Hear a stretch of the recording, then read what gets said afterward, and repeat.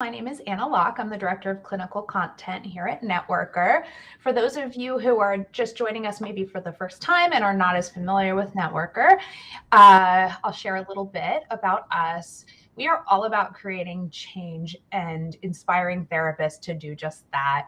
We do it in our magazine, we do it in our continuing education, and now we're bringing it into conversations in the social media space.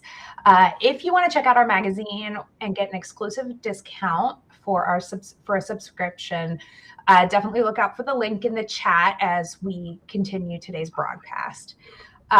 Welcome back to our second conversation of What Makes Change. I'm joined today by our host, Ron Taffel, Chair of the Board of Directors of the Institute of Contemporary Psychotherapy in New York and a longtime Networker contributor and friend. Ron, nice to see you. Nice to see you, Anna. Thank you. Yes, so we're going a little bit off script today, everyone. We had hoped to be joined today by Andrew Tatarski, but we unfortunately are not able to have him today. So we will reschedule our time with Andrew, and in the meantime, we're going to take advantage of this downtime, and I'm going to interview Ron. Ron, as a master clinician himself, has been so generous to give us his time in interviewing his peers. And we hadn't quite planned on having a conversation with him as a master clinician as well. So we're going to do that. So Ron, I am going to start with the most wide open question I can think of, which is, as you have been having these conversations, I guess so far just now with Janina, and in planning the conversation with Andrew, as you're thinking about what makes change, what has come to mind for you? Well, the idea in this was that quite often what we do in therapy, and this has been happening forever, what we do in therapy in terms of what works, regardless of our protocols or orientation, are often the things we don't write about. We don't always speak about. We take for granted. We take the changes that have occurred in terms of how we are there with our patients also for granted. Oftentimes, they're things we don't even tell our supervisors because we think they're off script. And that's part of what I'm going for in talking to other master clinicians to see what is it that actually creates change. What's at the heart of it, or moments of it, or really helps in a long therapy. So that's what we're looking at, and that's what I was what we started this entire series about. What really Yeah. happened? That really resonates with me. I think when I think about what I'm supposed to do in therapy and then what I think really makes a difference in a moment that might have nothing to do with my orientation, it seems to come more from here, or from what kind of feels like instinct, and not necessarily what a book has told me to do. And so I might not think about it when I'm sharing sort of what I do in the therapy room. Does that resonate with you? It does resonate. I try to think of it past instinct because certain patterns seem to happen that I hear from person to person, and it's also what patients tell me over the years. I have seen a lot of patients. I run an institute that has training programs around a big clinic, and so there's an awful lot of sharing of what it is that happens with patients. So some of the patterns are really interesting. I once met a patient who had worked with a man who maybe some of the people know, Salvador Minuchin. And I met numbers of people who had worked with him over the years. And he was an astonishingly a substantial person who scared many of us as supervisees. And he was also brilliant. And this person, I said to him, well, "Oh, you worked with Minuchin. What is it that stood out to you?" And he said that he was really kind. Now, Wow. and I don't know that we talk much about the place of kindness in our work. And it's often the ways we show it that are really not, they are, you're right, they're intuitive, they're instinctive. There's something that shows our attunement and our humanity. Mm. And this is across all different modalities that we work in. So you can think about it for yourself. You can think about your own patients, right? Mhm. Think about what maybe a patient that you've had recently where there's something happened that in some way spoke about your, I don't know, your kindness to the person, your attunement. It wasn't quite on script. Now I'm asking you, so we'll go back Oh, and forth. Um, sure. Um, just think of a patient. yeah. I can talk forever about it, but go ahead. I want to hear from you also. Oh, this is fascinating. I have something on the tip of my tongue, so hold tight while I think about this. Oh, I know. I was having a conversation with someone this week, and just for context for our audience, I am also a clinical psychologist, so that's why we're talking about my clients too. Um, I was with someone this Monday, and I'm helping them with something totally unrelated, but they were telling me about a very very scary health diagnosis that their partner was just given, and they were telling me this, and I could see their emotional reaction. And I'm not going to swear because I don't know what the rules are, but all I said after they shared this with me, and it was just my genuine reaction, was "Oh, shit." You said that's what you said. That's what I said. Yeah. And I felt a drop in my gut. I felt this weight of what I could only imagine they were experiencing. And that's what came out of my mouth. Did you see a reaction? How did the person respond? They started crying. Yeah. And if I had to guess, what I think I picked up on was that there was this sort of, I got it together, I got it together, I got it together. And then when I said what I said, that it seemed to kind of drop her into her body, where I felt like maybe as she was telling me this, there was sort of more, I got to keep it together. This is a mother, this is a partner, this is someone who works. And I don't think I necessarily meant it to be kind, but I think in being very genuine in my reaction and not being like, and how did that make you feel? Not that we as therapists always actually do that, but you know what I mean? I think it was genuine. And in that way, I think it was kind. It was human. It crossed the space, the room at that moment Right. from you to her. And I feel like there are times when patients, and it's not that infrequently, when patients come to me and they tell me their stories or in the moment, there's a way in which if I'm there, we are able to express something that I'm just distracted here because I see that Andrew just came in and I want to try to work him into this Sure. because the relational side of what happens, it may not be specifically kindness, is why I wanted Andrew to be part of the conversation today. So we're going to have him come in right here. Hi, Andrew. Hi, Andrew. Hey, hey, Ron. Hi, Anna.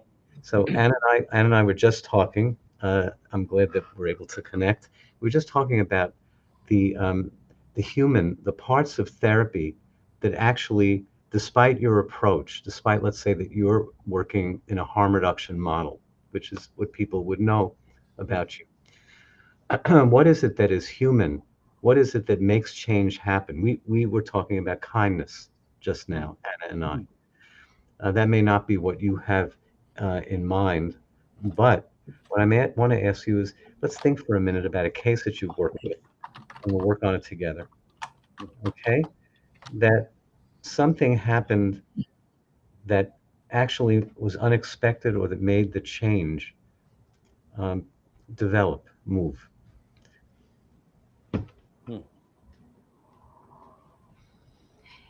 Andrew, I'm going to buy you a minute. I want to introduce Oh, you to our audience a little bit more. So that'll buy you some time to think. So again, we're joined by Andrew Tatarsky now, and he is the founder and director of the Center for Optimal Living, also in New York. He's the creator of the integrative harm reduction psychotherapy model, and also the author of the book Harm Reduction Psychotherapy, a new treatment for drug and alcohol problems. So I just wanted to give everyone some context and buy you a little bit of time. So I hope that helped. I also want to ask Ron, would you like me to step away and you Yeah, continue now with we can, Andrew? unless you want to stay, it's fine. I Okay, mean, no, that's okay. I want to give Andrew as much time as possible, so I will step away. great. I will see you soon. Thank you, Matt. Bye-bye. Thank you. That was very good opening, Andrew. So, Yeah. go ahead. What are you thinking? Well, thank you for this question. What first comes to mind is that, the harm reduction stance, which is a stance that's really basically about meeting people who are engaging in problematic, risky behavior, drug use, or other kinds of risky behaviors, but without requiring abstinence, without setting an a priori goal, or even more radically, without imposing our values and our agendas on the people that we're trying to be helpful to. And, I think that is diametrically opposed to what has traditionally been kind of the norms in substance use treatment, in addiction treatment, which traditionally has a model about addiction, it has an idea about recovery, and it has sort of a prescriptive approach. And I think that approach has been largely ineffective. It's really about imposing something on people and requiring what I think of as a kind of submit, rebel bind. If you want my help, you submit to my authority, my rules, my expectations. Or if you want to maintain your sense of agency, autonomy, you tell me to take a hike. But in both cases, there's not a space to create genuine, authentic kind of discovery or reconnection with oneself. So this harm reduction stance really does the opposite. It really says very explicitly, and this is kind of speaking to your question, right from the first phone call or the first moment of engagement, we say that, we're here to support you in discovering what's true for you in terms of your relationships to drugs, what goals, what approach to change really best suits you. And I don't have a priori view about any of that. I just met you. Yeah. Now, what I have experienced over and over and over with people that struggle with drugs and similar kinds of risky and marginalized behaviors or stigmatized behaviors is that people are often dumbstruck. You mean you're not going to require, you're not going to impose? You mean I can just sort of figure that out with your support? And we talk in the field about corrective emotional experience, about new relational experiences. I've often had the experience that in that moment, the patient, client, person has a transformative experience of relief, of tears at times, of, you mean I can be myself and be safe here to explore and to be present with you. Andrew, I thank you for laying that out very clearly, because in just a couple of minutes, you said a lot about the harm reduction approach, and I'm thinking, can you think of anything that that transformative moment or moments that have happened that you've either supervised or that you've seen in the room with a patient? That's what we're trying to get to. Mm-hmm. You can take a minute, to think about that, but I think you. Yeah. So. Okay, go ahead. So something else comes to mind about, sort of thinking about problematic drug use, or what we've called addiction, is this harm reduction approach, I think, is very much riding on a kind of paradigm shift, a shift in the way we understand people's relationships to drugs, from the disease or inherently problematic to meaningful. That there's meaning in that choice. There's meaning in the act, right? But often the meaning is disguised from others, and frequently it's disguised from oneself. And now we might think trauma, dissociation, right? Those parts of me that were unacceptable, that were punished, were ignored in my family relationships, kind of go into this netherworld of unmetabolized, unprocessed, right, experience.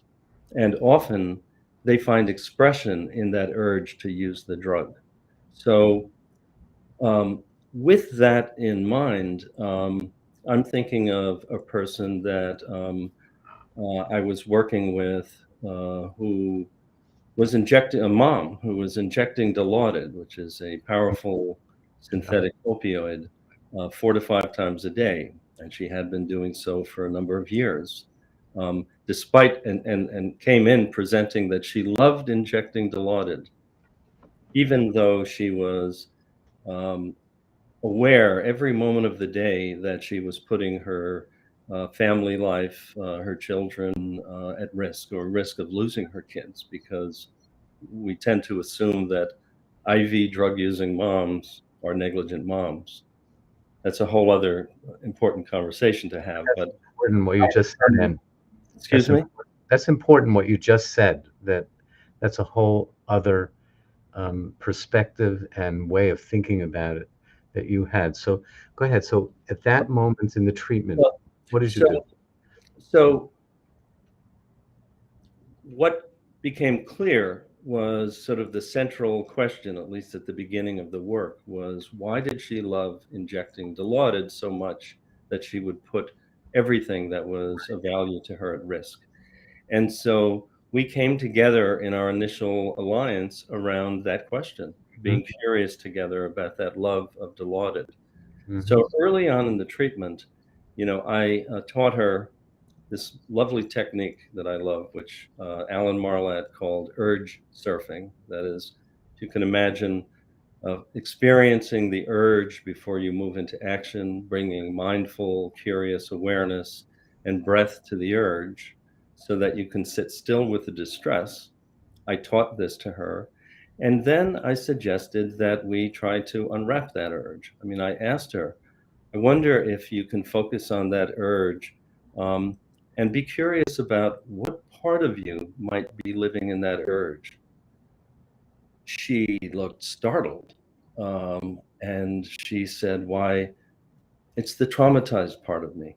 she said, She said, it's the it's traumatized part. traumatized part of me. What did you say? She said that.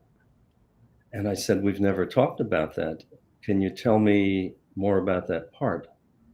Hmm. And then she proceeded to share a history of multiple trauma that she had experienced as a young girl with her dad, as a teenager who was sexually abused by a relative, as a young woman who was raped a couple of times, Hmm. and that all of that trauma kind of emerged in that moment, the memories, the feelings, and we then uh, sort of joined together, and the work shifted from the substance to exploring these terribly painful experiences that had been kind of living on the other side of that urge to use the drug.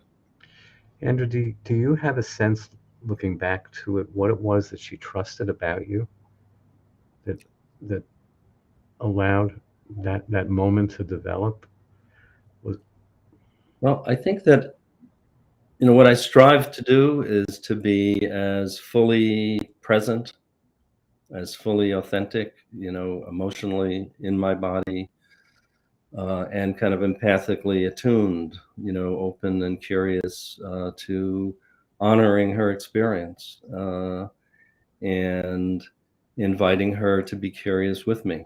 And I think that that stance of, and often with the initial sort of transparency about my attitudes about drug use, and I'm mm, curious and don't make assumptions, but then embodying that and kind of bringing a genuine curiosity and respect for that experience of the urge, mm, of kind of what's important in there. I'm assuming there's some vital parts of her, vital feelings, needs, memories, experiences And I think that that's what kind of creates a safety and a curiosity and a willingness to kind of look within. That's really the way that you said it, Andrew, really makes me try to think like, how do you start it at the beginning? You started when people call and they're told right away in a certain way, this is a different place. It's a different way of approaching this. I do this also in the work that I do with people with substance issues or not. But I'm curious to hear how did you create that in the room with her? The idea that you were transparent. What do you say in that transparency? What do you say to people or to her? I say, I have a way of working that's very different from the traditional approach. Okay. I say, when I hear that you are a person who uses drugs, I don't presume anything about it. Hmm. I'll often say, I just met you. Uh-huh.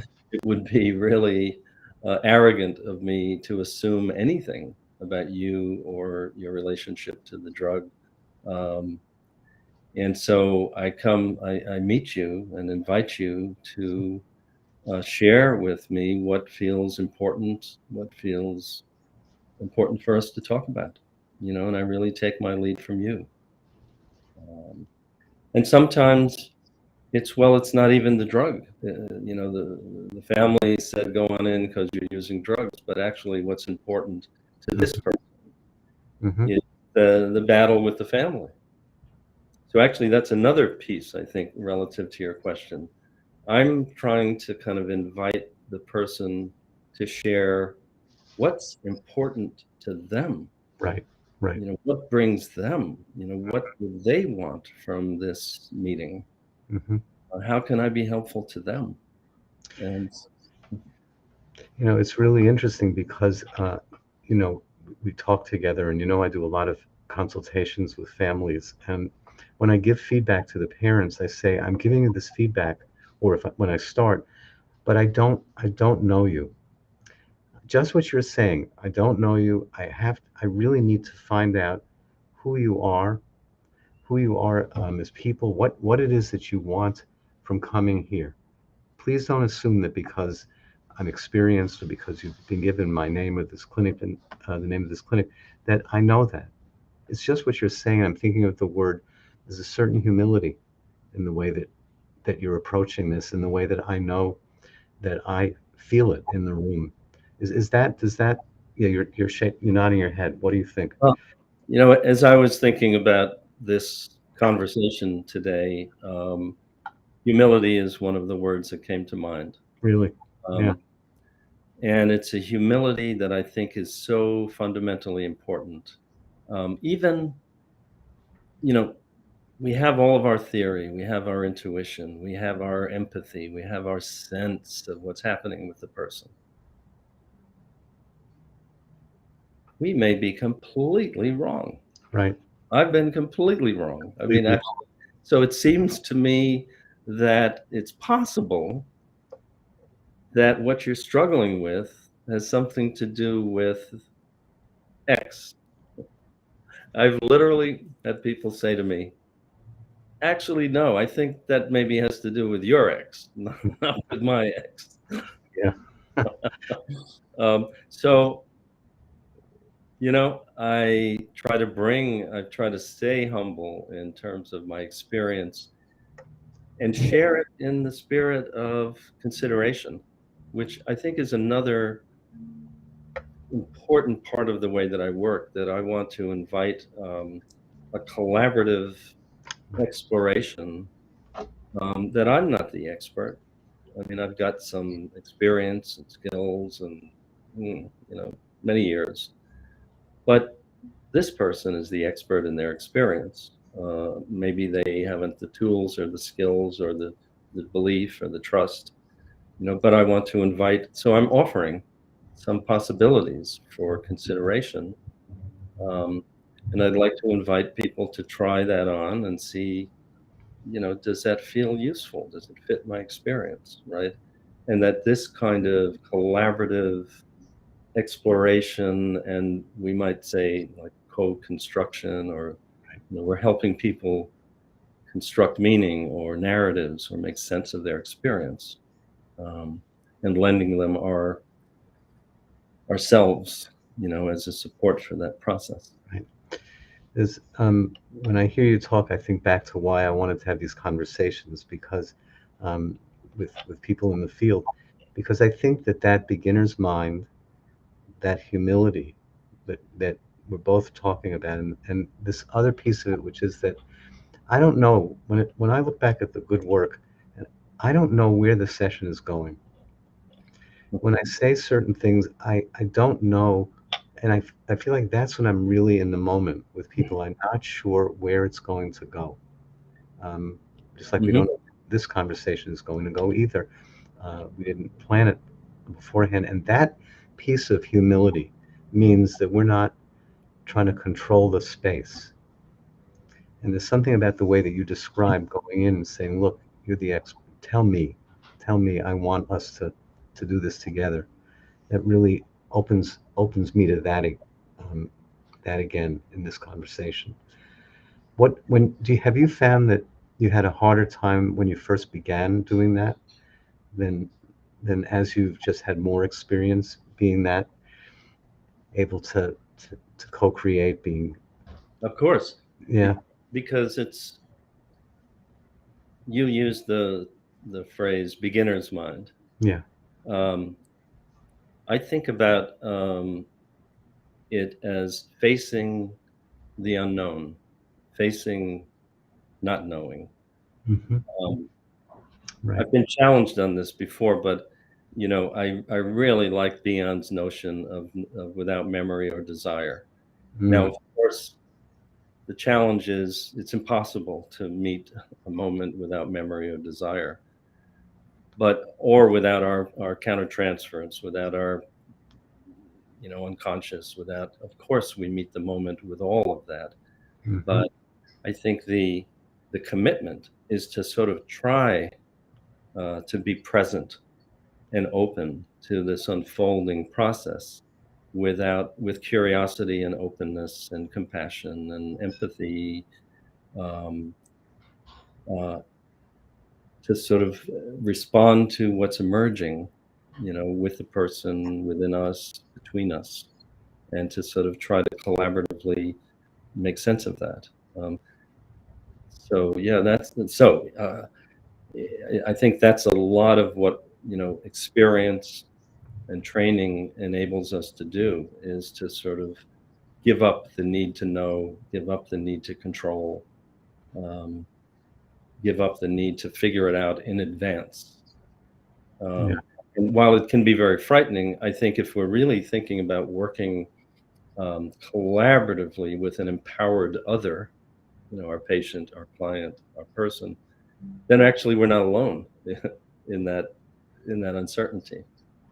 no, that's a really we're not actually alone. There is a moment when when you think about saying something, or that when Anna was talking before you came about something just happening and coming up, there's a moment where it does feel like we're alone, because you don't know what's going to happen with what it is that you said or what it is that you did, and that there's something about um, when I worked with Minuchin, he said you had to do something literally 1,000 times for it to become embodied in you and start to feel that the moves are part of your being. And I feel like I, I really want to, I'm glad that you were able to come in and to talk about these aspects of how just what you're thinking about when you set it up, and about co-creating the space. That was the idea, Andrew. I really appreciate you being here. We have to stop in a minute. We didn't do formal introductions at the beginning, so my name is Ron Taffel, and as Anna said before, uh, we both have institutes in the city. You want to say yours again, Andrew? The center. Yeah, my center is the Center for Optimal Living. We're in the shadow of Grand Central Station, just a block away. And the center is really a home for this new way of working we call integrative harm reduction psychotherapy, which is about creating this harm reduction frame of meeting people where they are on their terms and inviting them to bring their power, their strengths, their themselves into a safe space. Okay, thank you, Andrew. And we're very close to each other geographically. ICP, the Institute for Contemporary Psychotherapy, is kind of right down the block at Columbus Circle, and so we share in a lot of what it is that we do, except that you really focus on integrative harm reduction. We have treatments that are psychodynamically oriented and analytically oriented. But what I really appreciate is the chance to be able to share with other clinicians the parts of treatment that actually feel experience near and create change. Can I add one other idea that I think you and I have talked about? Yeah, go ahead. Is flexibility. And I Mm, think if we're really going to meet this person as a unique person without a preconceived notion even of what the treatment is going to look like, right. each person needs what they need from us or needs what they need. And I see our job as really being about trying to figure out how we can best use ourselves, Mm-hmm. sometimes as a cohesion analyst, sometimes as a CBT person, sometimes as a mindfulness practitioner, or kind of bringing all these things together to sort of figure out together what's going to be most useful Right. as a form, a structure, for their therapy. And so Yeah. that willingness to be flexible and non-doctrinaire, I think, kind of fits in with what we're talking about. Before we end, I just want to say that flexibility Mhm. ends up being that we're more, what Sullivan said, we're more simply human than otherwise in the work that we do. So whatever schools we're in, whatever orientation we have, we end up, without realizing, which is part of what I find inspiring about when we can talk like this, part of what it is that we do in the work, that we end up being more similar to who each of us is in our different orientations than we realize. So I'm really thank you, Anna, for starting us off. Um, Yeah. and I'm glad we could get together. Thank you Yeah. for the invitation. It was really lovely to have this conversation. Thanks, Andrew. Thank you both very much. And just a quick reminder that you can please check out the link in the chat for some bonus content from Andrew, as well as an exclusive discount for a magazine subscription at just $10 for the whole year. Thank you, everybody. We'll be back next month with the next conversation. Take care.